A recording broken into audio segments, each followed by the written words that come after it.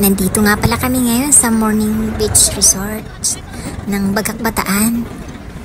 Kasama ko dito ang mga kapitbahay ko at saka ang aking pamilya. First time ko lang makapunta dito. Napakahaba rin ng aming paglalakbay. 2:00 ng madaling araw kami umalis sa amin, sa Caloocan.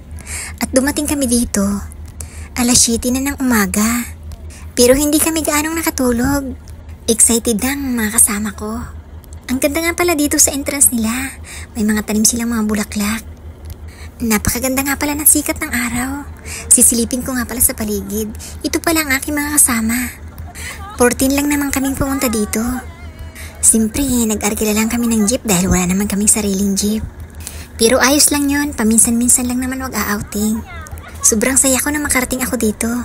Pero nang nasa daan pa kami, panay ang pray ko na iligtas kami sa kapahamakan.